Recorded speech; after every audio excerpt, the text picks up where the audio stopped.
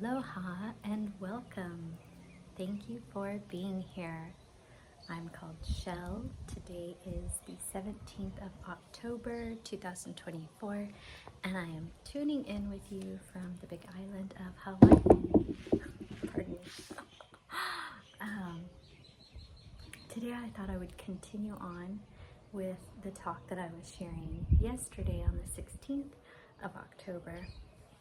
But I realized that before I go further and deeper into this sharing about multi-generational healing that's going on with me now, I was going to then share about the multi-dimensional and timeline, how it's also healing different lifetimes all simultaneously.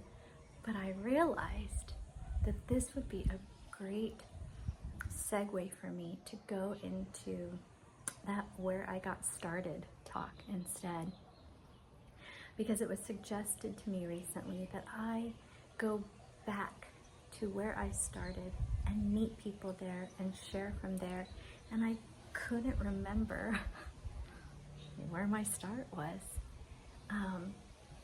Like my whole life feels like it's been one, right? Like the journey's been since I was born.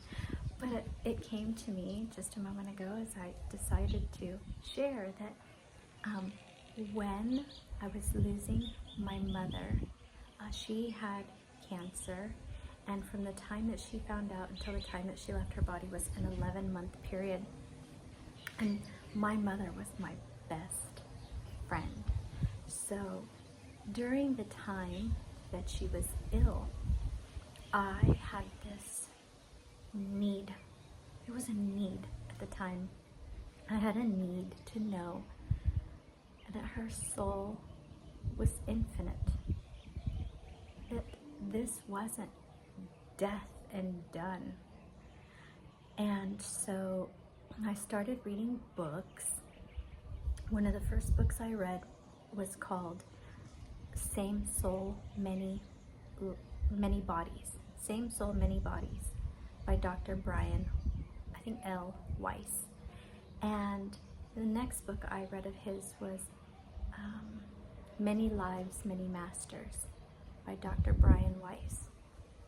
So I read these books, and this was like my beginning into my own research about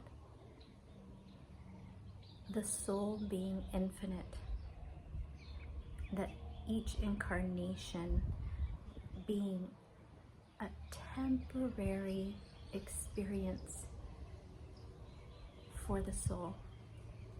So that was in 2007 and 2008.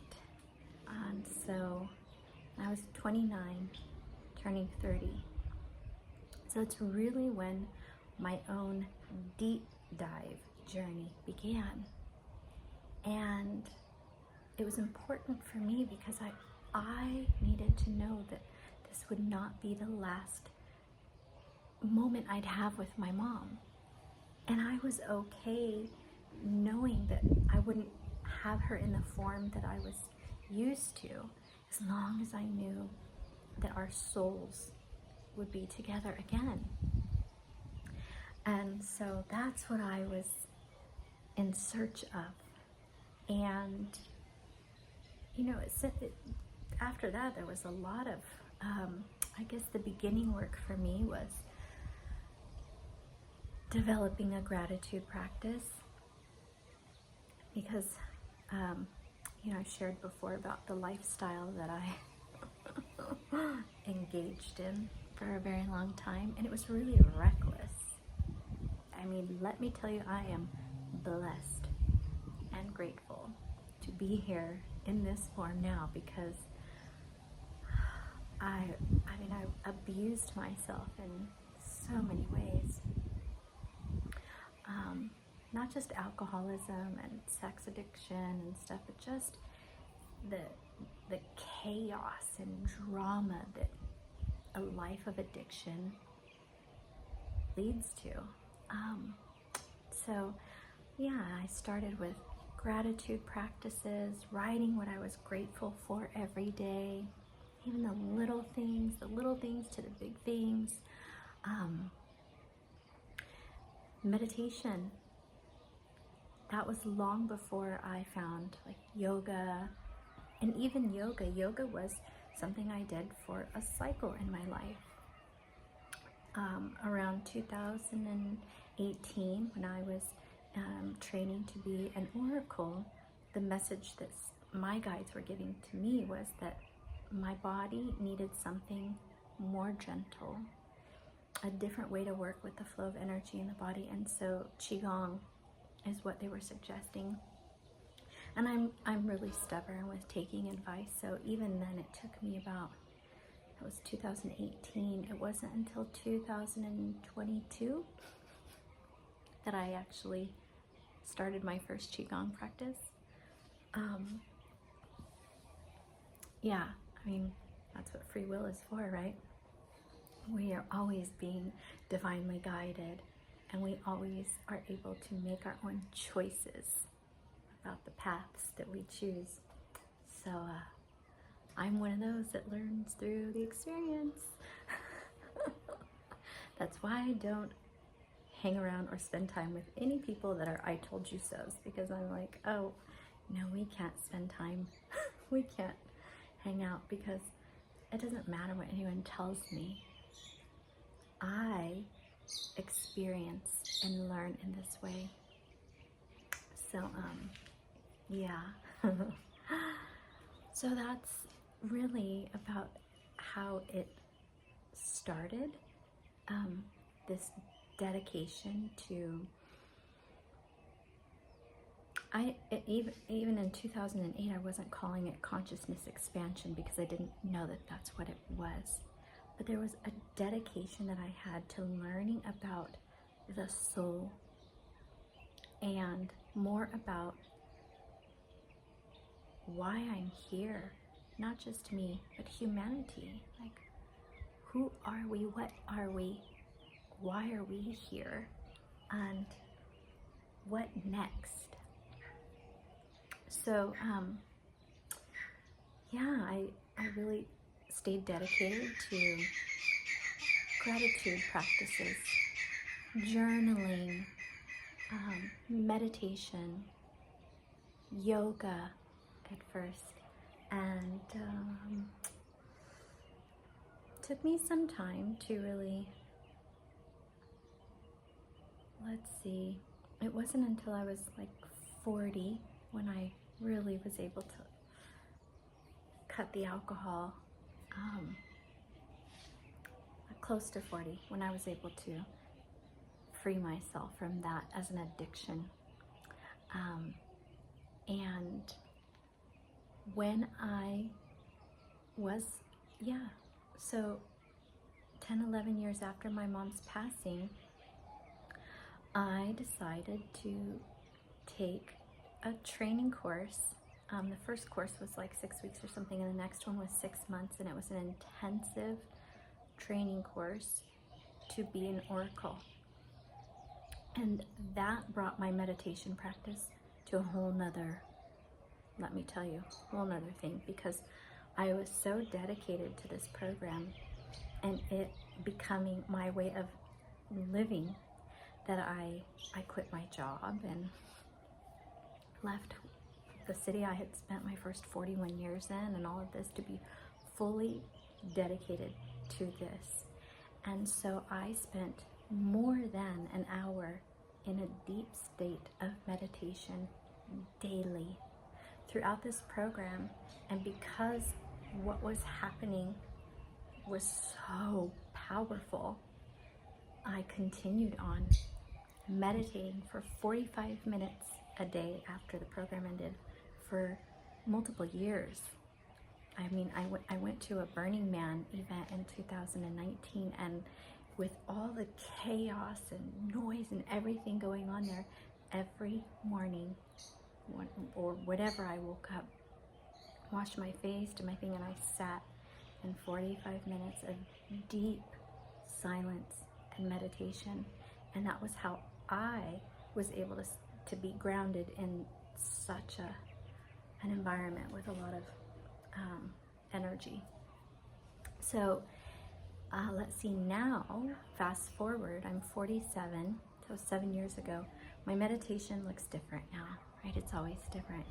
When I sit still and get into a really deep state of meditation, I prefer to be outside for this, and it's usually 15 to 20 minutes, and I'm complete.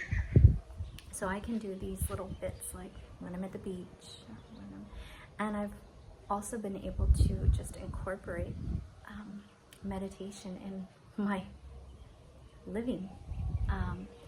But like I said, that was like a 7-year progression. So some of the videos and shares that I'm going to make, maybe I'll make another folder. I'm going to share about myself as a time traveler, because when you meditate in this way, you begin to time travel. You can look and view multiple different timelines. So I can view events that have happened in my life, in another life that I've experienced. And so some of the videos or shares that I have, I'm going to maybe put in another folder, because I do have a small sisterhood who already understand this language through relational experience with it. And so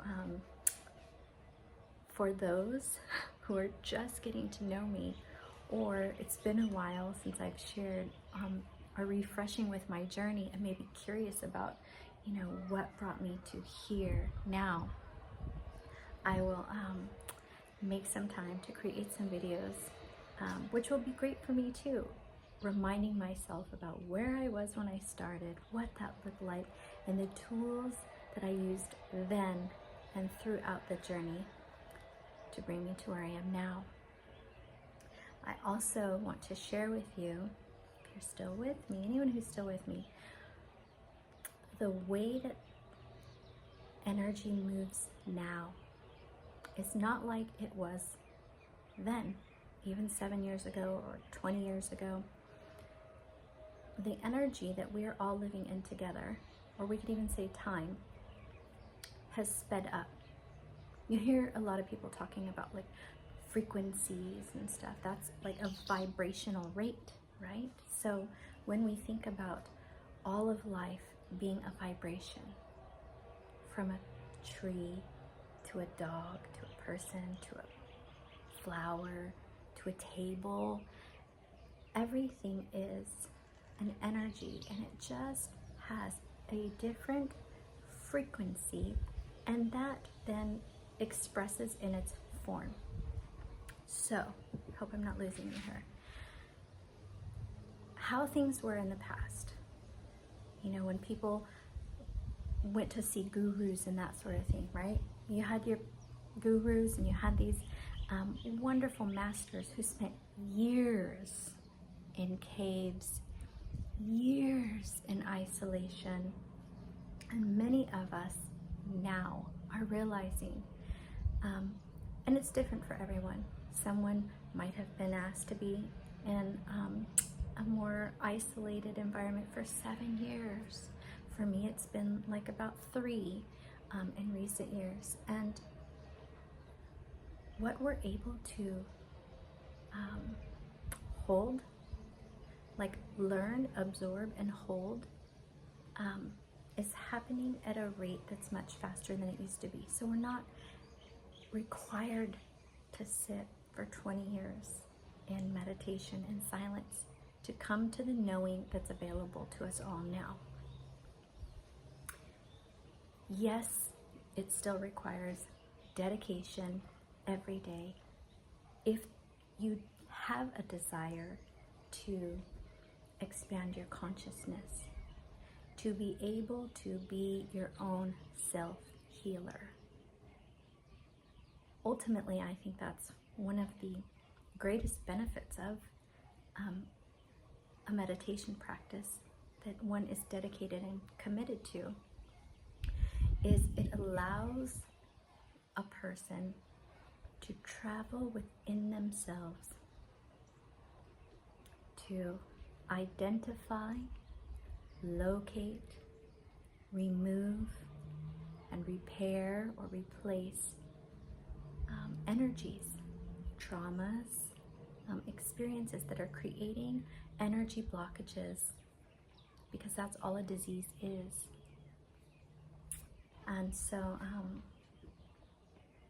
yeah, so that's a little bit about where I started, how I started, and a brief explanation of how I got to where I am now.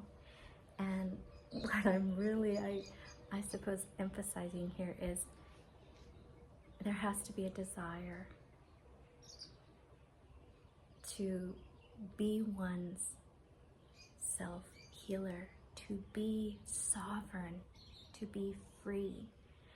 Because what I value the most now in my life is that I feel that I'm wealthy. And I feel that my definition of wealth has nothing to do with anyone outside of me. I have the freedom every day to make the choices about what I want to do, how I want to be. And I'm a sovereign being. I choose what comes into my body. I choose who I allow around me, what I take in, what I give out.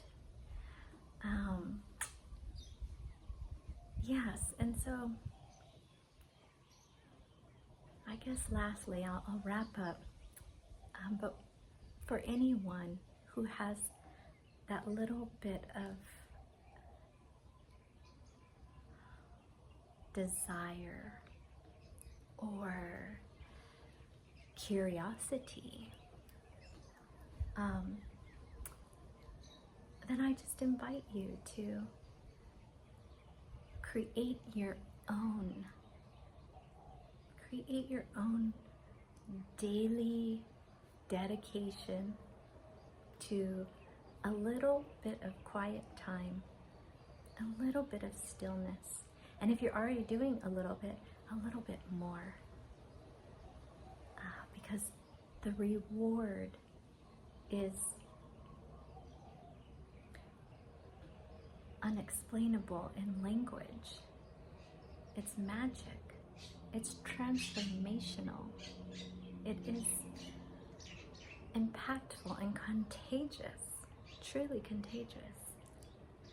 And it's available to all of us. The ability, the gift of being our own healers, not having to rely on any outside service for our full health and wellness. I mean, for anyone who knows anxiety and has had any experience with anxiety or depression or addiction, just to imagine for a moment you being fully responsible and you being fully empowered to create the change, to where you're not having that experience anymore, to where when something comes up in your life that would normally create anxiety, normally make you anxious, you're able to witness it in the moment and come into your breath, come into your body and into your heart, and bring yourself back into the knowing that you are safe right where you are.